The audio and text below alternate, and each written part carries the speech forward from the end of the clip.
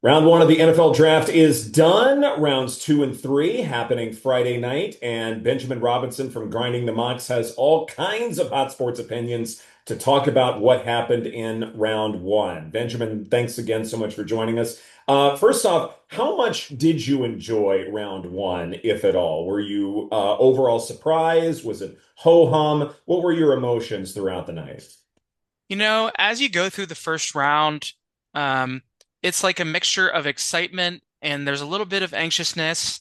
But as the picks start to come in, and you start to kind of take a look at how things are going from where my rankings were and then where the draft actually was, you have a beer, you have some pizza, you feel like you feel more at home. So I was really concerned. I think I was really nervous at pick two, and then after that, I was like, after that, that's whatever. Um, Mhm. so, um, but yeah, it was fun as always. My really close friend from college and I always get on a little Zoom and hang out. So it's like we're hanging out together and watching the draft like we used to. And it's the same friend of mine who I kind of came up with grinding the mocks with, or the idea for it when I was we were watching the draft, in 2018. So 8 years later, we're still going strong, and even years before that too, when we were in college together. So it's always a familiar feeling, and I'm always kind of just hoping like, how many of these 32 picks can I get in my top 32? And as long as it's not too bad, as long as I'm not taking a big beating, I'm usually Mhm. a pretty happy guy. Very nice. Well, let's get into some of those specifics. And I think to me, the first real headline, the first real shocker, happened at number three overall. Jeremiah Love, the running back out of Notre Dame, goes to the Cardinals at three. You had him going at four in the aggregate mock draft. And, that's not that much of a change, fourth to third. But it did seem like it had a significant domino effect, at least for the next several picks. Is that a fair way to characterize it? And how do you handle that kind of variance and uncertainty where if one thing changes early in the draft, it can change a heck of a lot going forward? Yeah, no, I think that assessment's really accurate. Um, it seemed like leading into the draft, the Cardinals were kind of like, I'm gonna do it. I'm gonna do it. I'm gonna take Jeremiah Love if you don't trade up with me. And then no one did, and they were like, well, I guess we're gonna do it. Um, I was surprised. He was the third most mocked player to them in my data. Number one was Ty Simpson, where the weighted average draft position of those mocks was like 28. And so they didn't even have a natural 28th pick. So there was just a ton of wish casting of the Cardinals trading back into the first round to draft Ty Simpson. And then after that was the Miami offensive lineman Francis Mauigoa, who, I came into the draft week as being kind of a faller. Um, and I was surprised, but I think there had been enough noise that neither of those picks really made the most sense. And it kind of still felt to me like it was going to be a mix of either Arvell Reese or David Bailey, whoever was there at three. And so I guess we'll never know if taking Bailey at two, which was the expected pick, not a huge expected pick, um, if that had happened differently, I don't know, maybe the Cardinals do take David Bailey, but apparently Reese was not in the cards at three or four, and that just made his range a little bit higher. So he ended up being one of my biggest values in the draft because we thought he was basically almost a number two overall pick, and you got him at five. So that was really great value for the Giants. But yeah, I think it did have a domino effect for up to a point. And I think if he had not gone at three, he would have gone at four. And like, if you're a Titans fan, like, woo, thank God. Like, Jeremiah Love does not move the needle for me as much as Carnell Tate does. And even though we talked about all the shortcomings that Tate may have, this is the kind of move you would want a team to make who has a young quarterback who needs to evaluate them better as they move into a year where after 2 years and he isn't performing, they should probably consider drafting a quarterback next year. If not, then you have a guy that around him that can actually separate and do some things and get the ball to him, then you might feel a lot better going into year three of the Cam Ward era. So I think that was like kind of if you're a Titans fan, that worked out perfectly. And if you're a Cardinals fan, I'm still looking at the depth chart on our lads and just saying, man, the left side of that line is okay, but like everywhere else, like, oh boy, like, oh man, like how are they going to fix that? Free agency's gone. Um, you know, I think Jeremiah Love is going to have kind of he'll probably have a similar-ish experience to Ashton Genty when he sees the kinds of boxes he's running into, and this probably seems to be a very crowded Cardinals backfield. James Conner, the incumbent, who's getting up there and has been hurt. Tyler Algier, who they brought in free agency, and they drafted Trey Benson out of Florida State in the third round, I think, a couple years ago. So it's a pretty crowded backfield. Something's going to have to change there, but I don't think that this team is a running back away. I think they just took the top player that was on their board when they couldn't get a trade. So it was definitely a domino effect in that top 10. I think it changed the complexion of the top 10 quite a bit. And I appreciate in your response this idea that it's not just, okay, the Titans got a fantastic wide receiver with a phenomenal pedigree. Okay, fine. But it's the Giants. I think that's the one where, if we're talking about domino effects and who has the greatest to gain, it's not just they got massive value at number five, but they also, at number 10 also made a fantastic move there. And it's something where, it's so easy for us to come into drafts like these and go, okay, this team drafts well, this team drafts poorly. And it's very easy for us to say that the Giants are not actually good at this exercise because of previous folks that they've had in the front office. But you can't say that now about the G-men. No, yeah. I think there was a lot of discussion probably there internally of, initially coming into this, the idea was that Arvel Reese wasn't going to be there. And so sometimes when teams do that, they really haven't been doing those types of like deeper comparisons on their board, and they get kind of wed to like, these are the guys that I expect around here. If they're not around here, then like I'm just gonna follow what I've always done. So I think it could have been really easy to just draft Sonny Styles and be like, yeah, let's move on.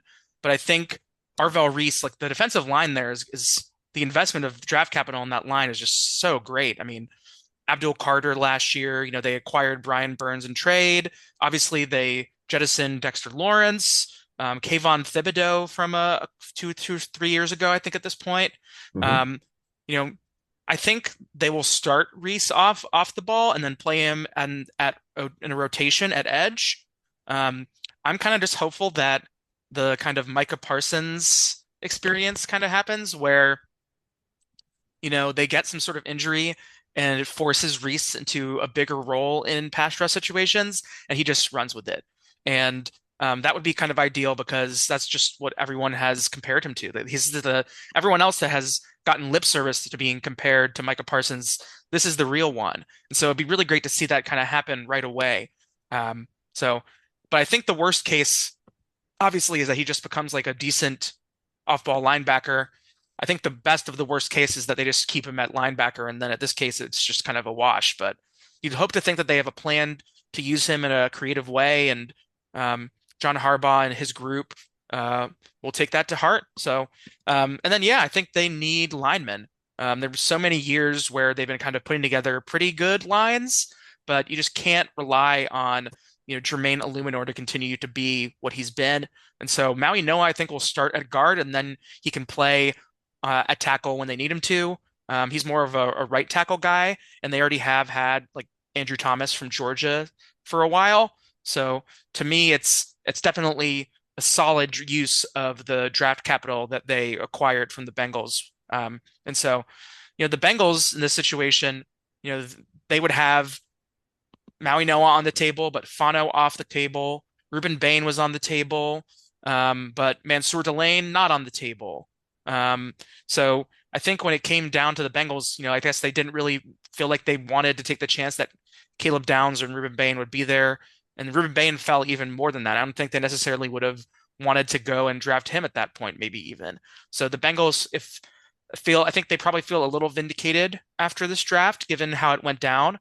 And one of the things you mentioned is kind of having different models of the draft. So the public grinding the mocks model is a pre-draft model, and it's pretty good. But obviously, when you're in a dynamic situation like the draft, when one thing happens, you just mentioned like a domino effect can change things. And so teams have these pre-draft models, but then they also have the ability to be dynamic and say, well, once, let's say that there's a beginning of a run on the offensive tackle position, which happened last night. And at a certain point, your model of player availability should change. It shouldn't be static. It should be dynamic based on the conditions of the draft. And so I can be a lot more understanding in certain situations when teams do deviate from my numbers because the situation changed. Not always, but sometimes. Mhm. Absolutely. And that's where decision trees come in, and actually having a plan for anything and everything that may befall one of those teams that are drafting around the teens. You mentioned Ruben Bain. I want to get to him in just a bit, but I do feel like the other major storyline we have to address in the here and now, especially with me being in Los Angeles, despite a different setting, is Ty Simpson, going number 13 overall to the LA Rams, and his expected draft position was in the mid 30s, and he goes 13th overall. From a data standpoint, what does a pick like that tell you about how the Rams are thinking about Matthew Stafford's remaining window? And then also, do you treat some of this more as noise or meaningful signal in your model going forward? So this was a pretty large reach in my database. So going back to 2019, the biggest reach in my database will probably for a long time be Cleveland Farrell, the edge rusher who went fourth overall and was 20th ranked in my data. Simpson's reach, the reach for him compares a lot more closely to Michael Penix. In 2024, he went eighth overall and had a 23rd ranked expected draft position. So they thought he would go in the first round, and he just went in the top 10 instead of like in the 20s. Bo Nix in a similar position. And the other player that you can kind of lump in together there is Trey Lance. So there's really only a few players that like this sort of reach has happened to. And two of them I feel pretty comfortable saying it didn't work out for them. Bo Nix, um, you can easily say, oh, like the environment matters, but Trey Lance was quarterbacking under Kyle Shanahan. Obviously, he got pipped by a really good seventh round pick in Brock Purdy. Um, and then, Michael Penix, like, I don't know. I mean, it's hard to say in my mind. I don't think Michael Penix necessarily played under bad coaches either. But yeah, for the most part, it's not a great area to be in. It's very rarefied air for these types of players. But my belief is that if there's any position that this reach here matters less for, it's probably a quarterback. And so to me, my take on it from a Rams perspective is it seems like they want to have a succession plan. They don't believe that they'll be picking this high ever again. And despite the relative lack of quality options in this class, they wanted to feel like they had the second best one. And when they're picking next, because they traded their natural round one pick to the Chiefs in the trade for Trent McDuffie this offseason, the cornerback. Because of that, they don't really have a ton of draft capital. So basically, I think they thought was we're not interested in trading up in the second round to get into the position to acquire Simpson. And so we have to take him now. And so I don't deny that on quarterback. It just feels off because I think people were thinking, oh man, they really don't pick this high. They should pick a player at a position that can help them right now and also in the future to maximize the current Matthew Stafford window. And so I think this kind of probably pushes their floor up instead of their ceiling. But if they think that their floor is like making the playoffs and, with Matthew Stafford, he can continue to like raise the level of this team, they've been able to find good players at premium positions later in the draft. We just don't have a lot of history with them in first round picks in the grinding the mocks era. They had one, Jared Verse, and that ended up being a banger. But otherwise, we don't have a lot of history of them in the grinding the mocks in the first round. So it was a surprise. He was not one of the top five players mocked to the Rams. I think there was a lot of Makai Lemon from USC who went way, way later than people thought. Monroe Freeling, Kenyon Sadiq. It was always some form of offensive lineman or wide receiver. Quarterback, I had at a very low, like 4% or less of like mock drafts to to the Rams. So it was a surprise, but I think at the end of the day, they're thinking we're thinking about the future.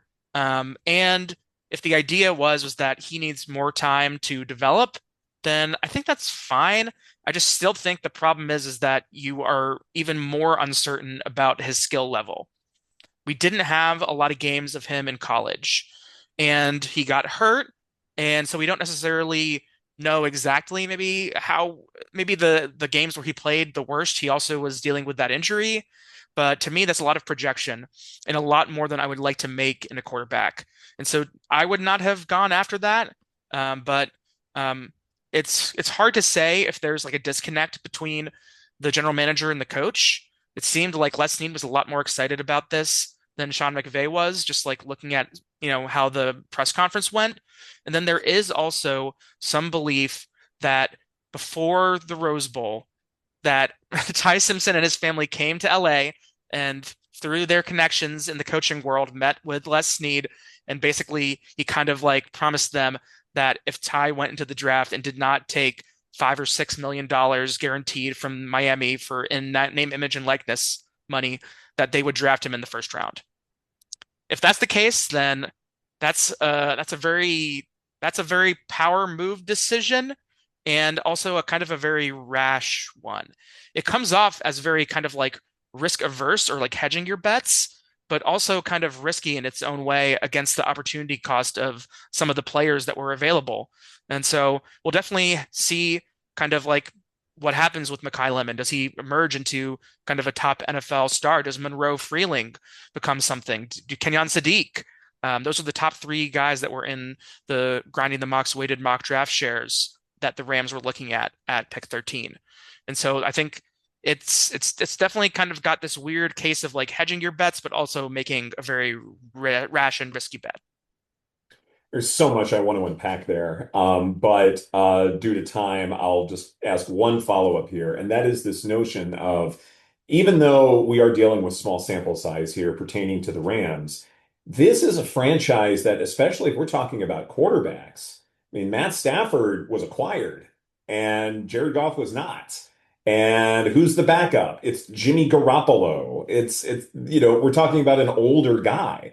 Yeah, I mean, you've got the Georgia quarterback, still very Stetson Bennett, yeah. yeah, Stetson Bennett's still very much in the mix there. But to me, and again, small sample size, but this seems like an approach where they want older quarterbacks to be able to handle a complex offense, not someone who, yes, there's a great coaching pedigree there, both in terms of, Simpson's time at Alabama and being a coach's son, and, his dad is really, really smart. But still, I look at this and think this doesn't feel very Rams-esque making a move like this.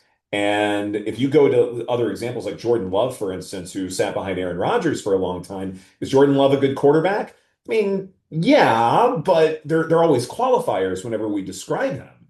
And those qualifiers might last a long time until there is a real run made by the Packers to a championship or something close to it. So there not only are there a lot of questions for me, but there are also a lot of questions about process in general that they specifically I would not have expected. Yeah, when I compare this pick to the Michael Penix pick, that's like the most natural comparison, just because they had just, signed Kirk Cousins in free agency, and you can argue the actual process was actually pretty right on there. Like Kirk Cousins ended up being a huge bust there. He ended up falling off a ton in terms of his arm strength, his athleticism. Obviously with age, that cliff happens just so quick. Um, does Stafford have that age cliff after winning MVP? He's 38. In the best case scenario, you'd like him to be your starting quarterback for, you know, the remainder of those, like maybe the next 3 years, which means he'd be playing at a high level.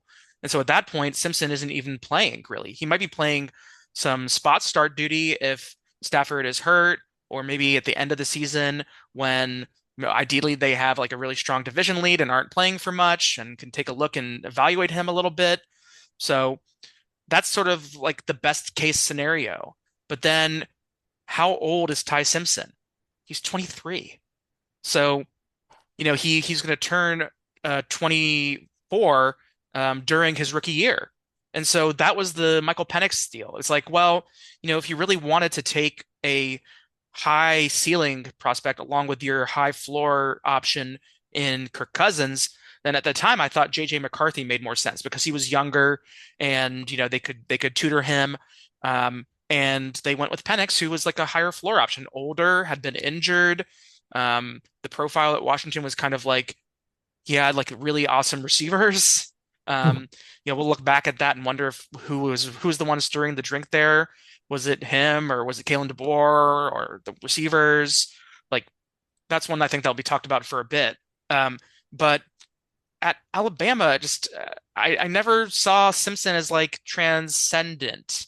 He had some good games, and they seemed to like that he had experience, but it's not really a lot of on the field experience. And so he does need time to develop, sure, but like with Love, he was drafted, and I believe he was probably still 21 or 22 or something. And so by the time he's playing, he's 25, maybe 24, or even 23, depending on those things. And with Simpson, if things go really well and Stafford is their starting quarterback for the next 2 years, he'll be aged 25 or 26. And so it's just, I don't feel like I know that the ceiling is high for him. It wasn't like with Joe Burrow, who was older, but you knew that he could step in and be a top quarterback for a long time, or you had really good feeling about it because of the success. And so, yeah, there's just, I have a lot of feelings about it if you can't tell. And so, but I think there's a lot of echoes of that selection in this pick, but obviously Stafford is a lot more higher ceiling of a player than Kirk Cousins. Absolutely, he is. Let's circle back to the Ruben Bain discussion point here. And I will admit that I am trying to sort of keep myself away from confirmation bias when it comes to the Tampa Bay Buccaneers, because I think this is a team that has handled the draft relatively well over the last few years. And so getting Ruben Bain feels like a big win. Was he the steal of round one, or was there another pick that you felt like was a greater value outlier? So yeah, I would say Bane was probably one of the top five value selections, if you call it that, in the first round. Um, I personally liked him a lot. And at the end of the day, Tampa is really kind of interesting when they draft. They tend to be really hard to peg. Like everyone will kind of throw like one or two guys at them and they almost never take them. Like last year, Emeka Egbuka. This year, the main two players that were mocked to the Buccaneers were his Ruben Bain's teammate at Miami, Akeem Mesidor, who went, about like six picks later at 21 to at 22 or 21 to the Chargers. Um, and the other was Kenyon Sadiq, who went a couple picks after, or a pick after, to the Jets at 16. And so Bain ends up falling a bit. I thought that the Ravens were going to snap him up, but they did not. And so to me, it was like, well, the Ravens, at least you knew that they kind of were like maybe considering a defensive line, but more likely to consider an offensive lineman or a receiver. The Bucks were highly likely, I think, to draft defensive linemen. It was just a matter of which one fell to them. And so I think it's a great selection. I think that Todd Bowles will know how to get a lot out of Ruben Bain.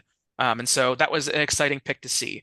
But in terms of the best value pick of the first round, Arvell Reese, who I mentioned earlier, he was my third ranked prospect. And when you account for that like draft position difference, he ended up getting picked at pick 5, and that's actually like a huge value gain in the way that I view the draft. The next biggest steal in this case is Omar Cooper Jr., the wide receiver from Indiana, who I had ranked as a 19th ranked player, and he ended up getting drafted at the 30th pick by the Jets, who traded back into the first round to get him. So I thought that was really nice value. I thought he would be the fourth wide receiver that ended up being Casey Concepcion from Texas A&M, and he ended up kind of closer to where he was before he rose really high. They were kind of like saying borderline first round, second round, and he got pushed up a lot, I think, as people kind of like looked at him more. But that's kind of where he was like post combine, was like borderline first, second. And then that discussion kind of maybe got a little out of hand. But I was surprised, but I was glad that one of my leftover top 32 guys got in there before round one ended. What are you looking most forward to in day two? So I put out my top 100, and so that's what I'm trying to like follow along with is like how many of my top 100 guys go in the top 100. I think that's always like a much better showing. It's a much better competition for me than the mock draft competition because getting the players right in the first round is hard enough, and then getting the teams and like the picks right is even harder. So um, I always look forward to just kind of like looking to see how the top 100 rolls out. I'm interested to see when Jermod McCoy, the cornerback from Tennessee, goes. Um, I had him in my final top 32, but he had fallen the most out of anybody coming into the draft day. And so um, it's totally due to injury. I think if I think as the draft week kicked off, it became clear that he had a much worse long-term prognosis for his post ACL recovery than people had thought. And so he's a much better prospect than Will Johnson from Michigan, who was in last year's class, who fell into the third round. But it wouldn't surprise me to see him getting drafted in the around the same spot. I just think that's like it's a risk, and I think teams are just like not willing to throw away that kind of draft capital at somebody who isn't going to be around who might not be around long term or might constantly be hurt, and you can't rely on them. So I'm going to be interested to see where he goes. And then also, when I was doing my top 100, I put together this decision tree analysis, and I just said, based on my past data across all of my model metrics, tell me what you think will be the most likely top 100 players. And that's what I chose my list from. So I'll be interested to kind of see how that worked out. That said, in the analysis, that there were going to be no other quarterbacks taken in the top 100 picks, despite except for Fernando Mendoza and Ty Simpson. So I'll be interested to see if that ends up breaking in some way. There's some like pretty well-known insiders who are projecting Carson Beck and Garrett Nussmeier to be selected tonight, and I would like to see that not happen in my data. Um, but yeah, it'll be kind of fun. It's a much more like fast-paced environment on day two. There's a lot more picks happening very quickly. But yeah, I always love kind of like prefer kind of day two. I'm usually like a little more stress-free, a little more free-flowing. That's what I'm looking forward to the most tonight. And then on day three, I usually tune out a little bit and touch some grass. And then I'll be kind of doing some draft recap stuff and then taking a little break and then kind of trying to get back at it with some research and development that I'll be doing in the summer.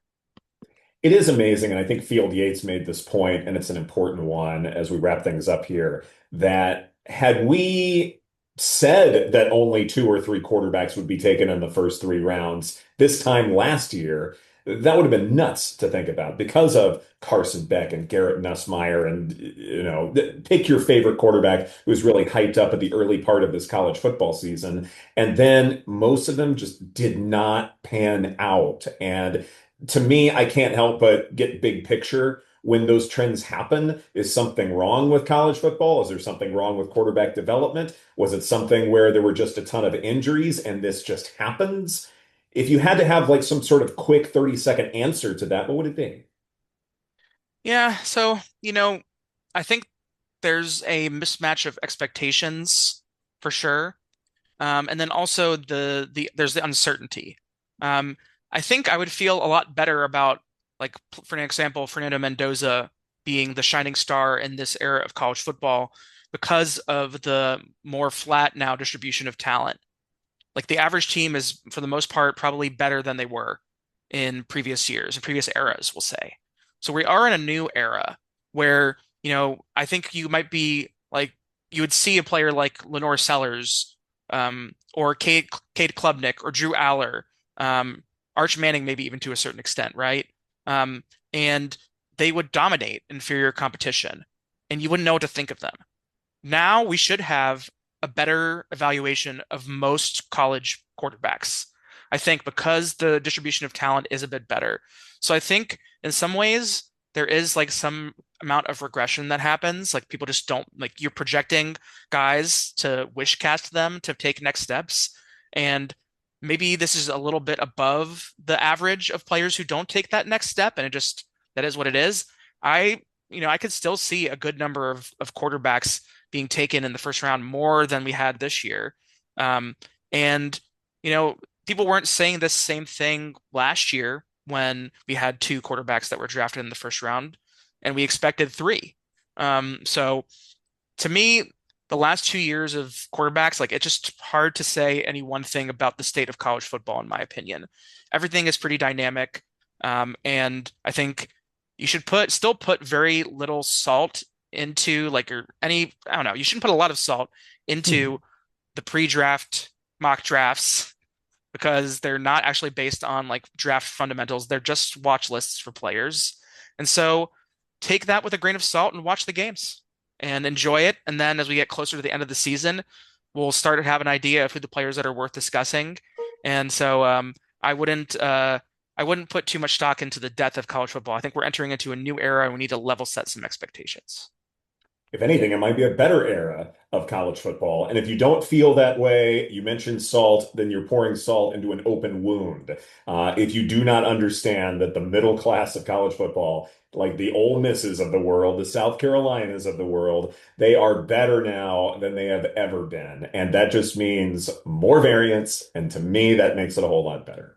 Benjamin Robinson of Grinding the Mocks, thank you so much for your time as always. We appreciate it. Same, Edward. It's been lovely to spend time talking with you about the draft, and I look forward to reconnecting once some of my maybe preseason stuff is out there. But yeah, it's been awesome to spend some time chatting with you, and I appreciate it a lot. Feelings mutual, brother.